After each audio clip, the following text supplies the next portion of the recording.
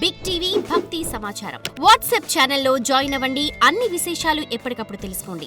ఇంకొక భ్రమరం అంటే ఒక్క మాట మనం ప్రత్యేకంగా చెప్పుకోవాలి. భ్రమతీతి భ్రమరం తిరుగుతూ ఉంటుంది కాబట్టి భ్రమరం. తుమ్మెద నిరంతరం తిరుగుతూ ఉంటుంది. తుమ్మెద ఎంత కష్టపడుతుందో తెలుసా? తుమ్మెద నుంచి తేనెటీగ నుంచి మనం కష్టపడ్డం నేర్చుకోవాలి. తుమ్మెద సాధారణంగా చందాల వసూలు చేసేవాళ్ళు ఈ విషయాన్ని గ్రహించాలి. చందా ఎప్పుడు వసూలు చేశామంటే ఎవరినైనా అడిగామంటే 10 మందిని 10 రూపాయలు అడిగారు, ఒకరినే గోకేద్దామని చూడకూడదు. చివరికి వాడు యాచకుడు అయిపోతాడు. కొందరికి ఒక సెంటిమెంట్ ఉంటుంది, ఆయన ఇచ్చారండి అన్నింటికీ ఆయన్ని అడిగారనుకో, ఆయనలో ఒక అహంకారం వస్తుంది. సాత్విక అహంకారం అంటారు. అన్నింటికి ఇచ్చాను, దీనికి ఇవ్వకపోతే బాగుండదేమో, అన్నింటికి ఇచ్చాను, దీనికి ఇవ్వకపోతే బాగుండదేమో అని ఉన్న ఇల్లు అమ్మేసి ఇచ్చేస్తాడు ఆయన. ఇంట్లో వాళ్ళకు కూడా చెప్పడం. అటువంటి పెద్ద మనుషులు కూడా సమాజంలో ఉంటారు. ఎందుకంటే అడిగాక మొహమాటం పాపం. 10 మందిలో అడుగుతారు, వెళ్ళి అడిగేవాళ్ళు. ఆలయం కడుతున్నామండి మీరు ఇవ్వాలని వాళ్ళ ఆవిడ ఉండగా పక్క వాళ్ళు ఉండగా అడిగితే ఏమంటాడు ఆయన? రాసుకోండి 50,000 అంటాడు. ఎక్కడున్నా 50 రూపాయలు లేవు ఇక్కడ. అందుకే మన ధర్మశాస్త్రం తెలిసి చెబుతున్నానమ్మా, మగవాళ్ళు ముఖ్యంగా గుర్తుపెట్టుకోవాలి. ఇది 2,000 3,000 ఇస్తే పర్వాలేదు, 10,000 దాటి దానం చేస్తున్నామంటే భార్యకి చెప్పకుండా ఇవ్వకూడదండి. ఆవిడ అనుమతి తీసుకునే ఇవ్వాలండి ఖచ్చితంగా. ఎక్కువ మంది మహిళలు చప్పట్లు కొట్టేస్తున్నారు, మగాళ్ళు చూసుకోండి జాగ్రత్తగా. భార్య అనుమతితోనే ఇవ్వాలంటే ధర్మశాస్త్రం చెప్పిన మాట. ఏదో 1000 2,000 వేరే విషయం, వారు ఇవ్వచ్చు వీరు ఇవ్వచ్చు. అన్నిటికీ ఆవిడని అడగాలి ఆయన్ని అడగాలంటే కుదిరే పని కాదు. చిన్న చిన్న విషయాలు వేరు. కానీ ఒక పెద్ద మొత్తంలో మనం పొలం ఇచ్చినా, స్థలం ఇచ్చినా, భూమి ఇచ్చినా, ఇల్లు ఇచ్చినా, లేదు డబ్బే 5-6 లక్షల డబ్బు ఇచ్చినా ఖచ్చితంగా భార్యకి చెప్పాలి. ఆ ఇచ్చేటప్పుడు ఆయన చేతులు కడుగుతారన్నప్పుడు భార్య నీళ్లు పొయ్యాలి, భర్త ఇవ్వాలి. ఈవిడ నీళ్లు పోసింది అంటే అర్థం ఏంటంటే ఒప్పుకుందని అర్థం, అక్కడ యాక్సెప్టెడ్ అని. లేకపోతే నీళ్ళు ఎందుకు పోసావు, నెత్తిమిపోయి. బలిచక్రవర్తి దానం ఇస్తూ ఉంటే 3 అడుగుల నేల దానం ఇస్తూ ఉంటే వామనుడు మొత్తం ఆక్రమించాడు కదా. అది తెలుసుండు కూడా బలిచక్రవర్తి దానం ఇస్తూ ఉంటే వింధ్యావళి బలిచక్రవర్తి భార్య బంగారపు కలశంలో నీళ్లు పోసింది ఆవిడ, వామనుడు పాదాలు గడిగింది. అప్పుడు బలిచక్రవర్తి దానం ఇచ్చాడు. అంటే మన సంస్కృతి ఏం చెబుతోంది? దానం చేయి, ధర్మం చేయి, సంసారం దెబ్బైపోయేలా చేయక అని చెబుతుంది. అది మనం యాచకుడు అవ్వకూడదు కదా. రేపొద్దున్న యాచకుడు అయితే మగవాడికి లేకపోవచ్చండి, సిగ్గు ఆడాళ్ళకు ఉంటుందండి. ఎలా యాచన చేస్తారమ్మా ఆడాళ్ళ పిల్లలతో వెళ్ళి?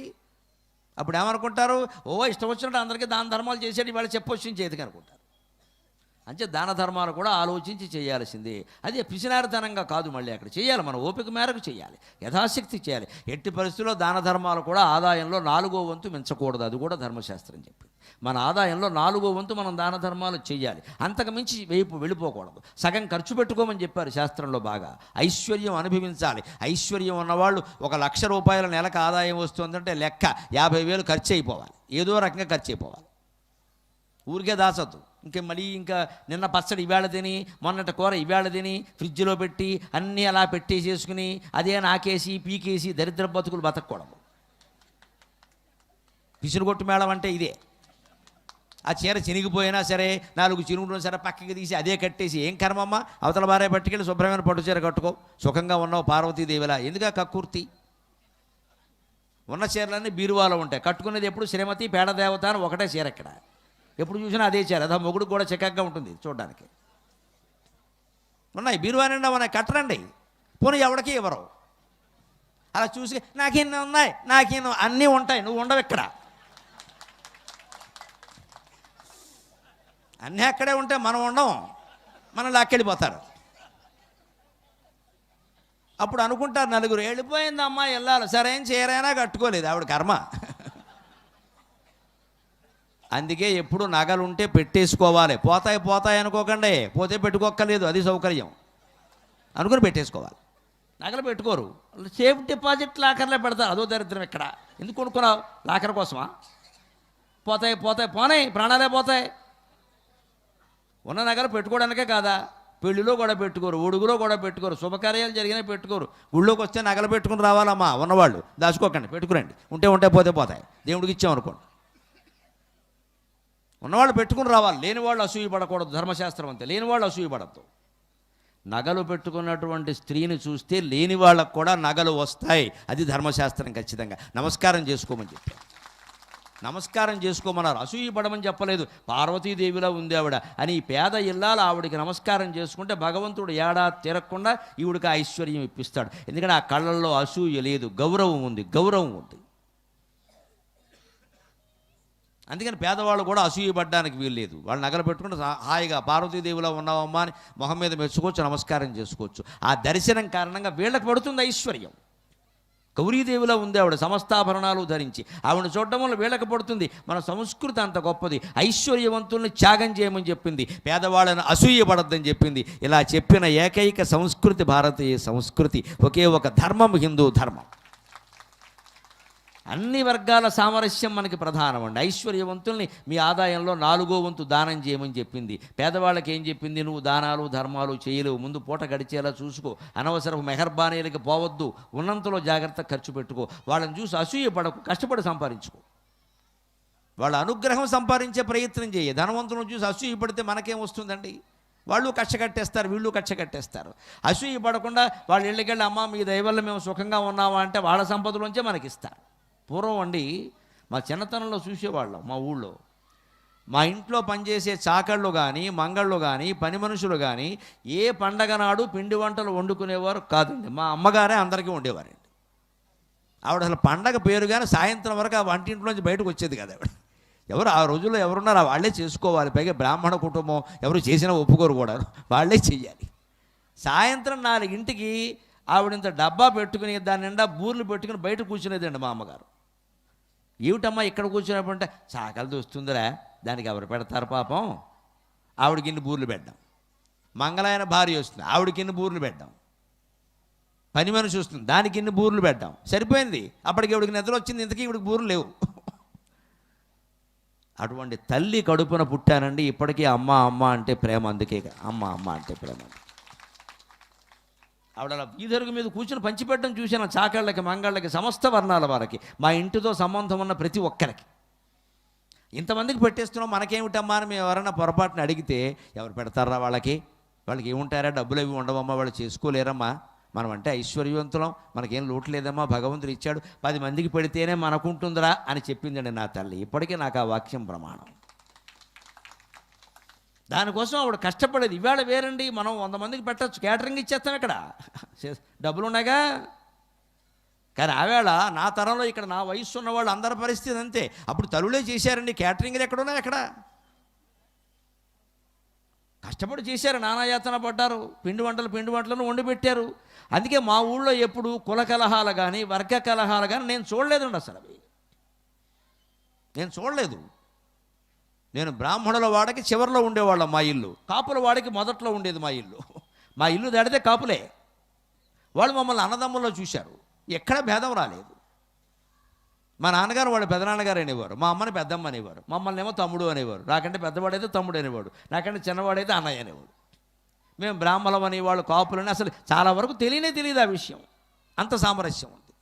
ఇవాళ ఎన్ని కుల సంఘాలు, ఎంతమంది నాయకులు, ఎన్ని వైషమ్యాలు, ఎన్ని గొడవలు. కనీసం కార్తీక మాసంలో నలుగురు కలిసి 4 మెతుకులు తినలేకపోతున్నామంటే మనం మనుషులమా? ఆలోచింతురుగాక మీరలు, ఆలోచింతురుగాక. కార్తీక మాసంలో దేవుడు పేరు మీద చేసే వనభోజనం కూడా కులరహితంగా అందరం కలిసి 4 మెతుకులు తినలేవండి. అక్కడ అడ్డమేనా? ఫలానా వారి భోజనం అంటే ఇంకెవరికి పెట్టరా? అన్నం తినడానికి కులం అడ్డం వచ్చిందా? నీ కూతురు నా కొడుక్కి ఇచ్చావా, నా కూతురు నీ కొడుక్కి ఇచ్చానా? ఎందుకయ్యా గొడవ? 2 మెతుకులు తినలేవు. 2 మెతుకులు తినడానికి నీ కులం నా కులం అడ్డమైతే మిత్రమా, ఈ దిక్కుమాలిన కులాలు తీసుకెళ్ళి గంగలో కలిపేద్దాం పట్టుకెళ్ళి. ఇవి మనకు అవసరమా? ఇవన్నీ ఇన్ని భేదాలు పెట్టుకోవాలా? గుడి దగ్గరైనా మనం కులభేదాన్ని వదిలిపెట్టలేమా? ప్రతిదానికి మనవాళ్ళు. ఎవడు మనవాడండి? ఈ ప్రాణమే మంది కాదు, ఈ శరీరమే మంది కాదు. ఎవడండి ప్రపంచంలో మనవాడు? ఒక్క పరమేశ్వరుడు తప్ప మనవాడు అనేవాడు ఎవడన్నా ఉన్నాడా ఇక్కడ? భ్రమరాంబాదేవి తప్ప, మల్లికార్జున స్వామి తప్ప మనవాడు అనేవాడు ఎవడన్నా ఉంటాడా అండి? ఆ విశాలంగమైన ఆలోచన చేయాలి. అందుకోసం ఈ తాపత్రయం అంతా. అందుకని ఆ తత్వాన్ని తెలుసుకోగలిగితే సామరస్యం అనేది ఉంటుంది. అలాగే భ్రమరం తేనెటీగ ఏం చేస్తుంది తెలుసా?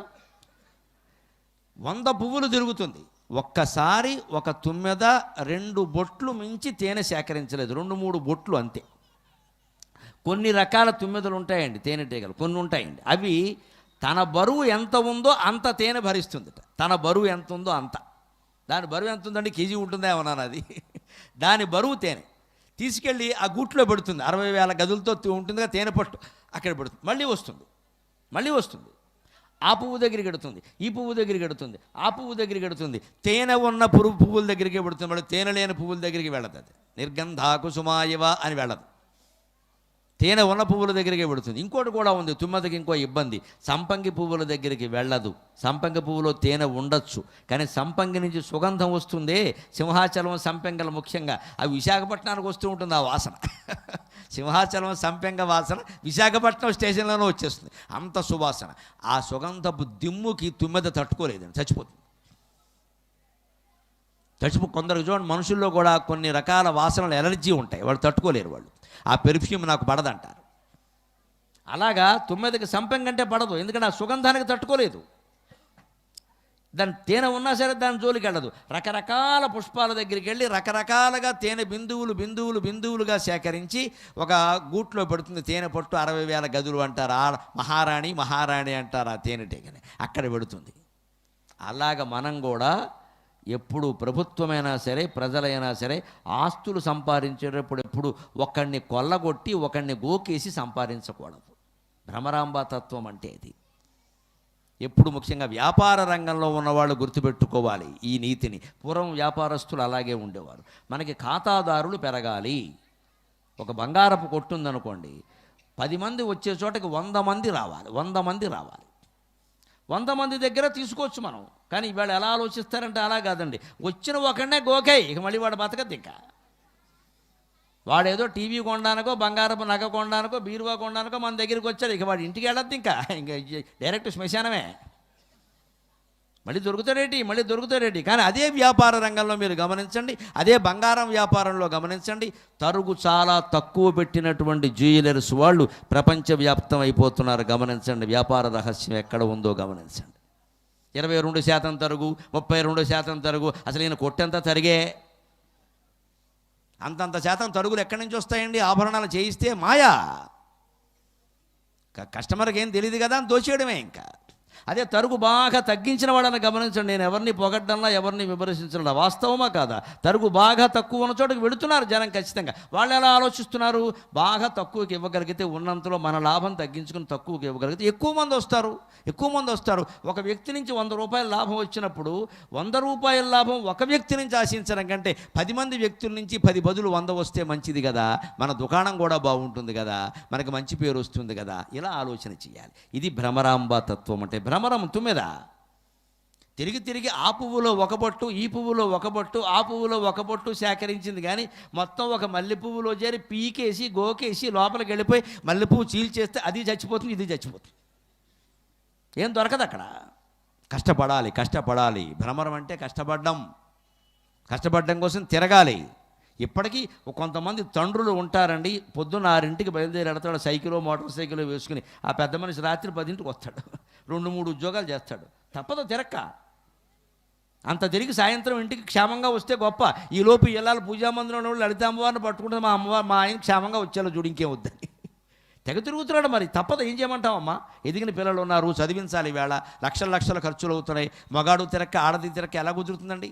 ఆడాడు తిరిగే రోజుల, అందుకని మగాళ్ళు తిరుగుతారు. ఆ తిరిగే ప్రతి మగవాడు, తిరిగే ప్రతి ఆడది, సంసారం కోసం కష్టపడడానికి తిరిగే ప్రతి మనిషి భ్రమరాంబాదేవితో సమానం. భ్రమరతత్వమే తిరగడం. అంచేది మీలో ఎవరైనా సంపాదన కోసం తిరగవలసిన అవసరం ఉంటే బాధపడకండి. భ్రమరాంబాదేవి స్వరూపలం అనుకున్న సగర్వంగా ఆనందంగా హాయిగా ఉండండి. మనకి భ్రమరాంబాదేవి తత్వం పట్టింది. ఆవిడ తిరుగుతుంది, మా అన్నయ్య తిరుగుతుంది. నేను తిరగట్లేదండి. నెల 20 రోజులు రైల్లో ఉంటానమ్మా. నెల 20 రోజులు ప్రయాణాలే ఉంటాయి నాకు. సగం రోజులు రైల్లోనే పడుకోవడం, లేకపోతే ఎవరింటోనో పడుకోవడం, లేదా ఏదో హోటల్లో పడుకోవడం. 15 రోజులు ఇంట్లో పడుకుంటే గొప్ప. మా అమ్మ ఎప్పుడు అనేది, బతుకున్న రోజులు నీ కాళ్ళలో చక్రాలు ఉన్నాయరా తిరుగుతూనే ఉంటావు. ఆవిడ ఉన్నప్పుడు అప్పుడు ఇంకా ఎక్కువ తిరిగాను. తర్వాత ఆవిడ చూడలేదు. కానీ ఏం చేస్తాం, అడుగుతున్నారు. అడిగినప్పుడు అక్కడికి వెళ్ళి చెప్పాలి. నా ఇంట్లో నేను చెబుతానంటే అలాగా అడిగితేనే పెడుతున్నాం. మనం ఏమైనా అడిగి పెట్టించుకున్నామా? భగవంతుడు మనకి తిరగడం ద్వారా జ్ఞానాన్ని ఉపదేశించి అర్హతనివ్వడం ఉందే, ఇది ఎంత జన్మాంతర సుకృతం అండి. సామాన్యంగా వస్తుందా? సామాన్యులకు వస్తుందా? అంటే తిరుగుతాం, శ్రమ పడతాం, దానికేముంది, యాతన పడతాం. ఖర్చులు వారు పెట్టుకుంటున్నారు, ప్రయాస మనది, అంతకంటే ఉంది. శ్రమపడి వస్తాం, ఖర్చులు వారు ఇస్తారు, దానికేముంది. ఆ మాత్రం ప్రయాస కూడా పడలేకపోతే కార్యక్రమాలు ఎలా నడుస్తాయి? అంటే తిరుగుతున్నామంటే భ్రమరాంబాదేవి అవతార స్వరూపం. మనం ఏమి బాధపడక్కర్లేదు. తిరగకుండా ఒక చోట కూర్చున్నాం అనుకోండి, అప్పుడు మల్లికార్జున స్వామి శివలింగం ఎక్కడికి తిరగదో అక్కడే కూర్చున్నాం. కొంతమంది కూర్చున్న చోటే ఉండి ఆ వంటింట్లోనే, ఆ ఇంట్లోనే గుడుగుడు కొంచెం గుండా రాగం, గుడుగుడు కొంచెం గుండా రాగం అనుకుంటారే. ఇంట్లోంచి బయటికి వెళ్ళడానికి కూడా లేదు, చచ్చిపోతున్నాం, గుడిపాములాగా ఇంట్లోనే కూర్చున్నాం. వాళ్ళు ఏమనుకోవాలి? మనం శివలింగంలా కూర్చున్నాం శుభ్రంగా అనుకోవాలంతే. అంచేది సంపాదించడం కోసం ఇంట్లోనే కూర్చుని కష్టపడుతున్న వాళ్ళు శివుడితో సమానం, సంపాదించడం కోసం తిరుగుతున్న వాళ్ళు భ్రమరాంబాదేవితో సమానం. For more videos like this, subscribe Big TV channel.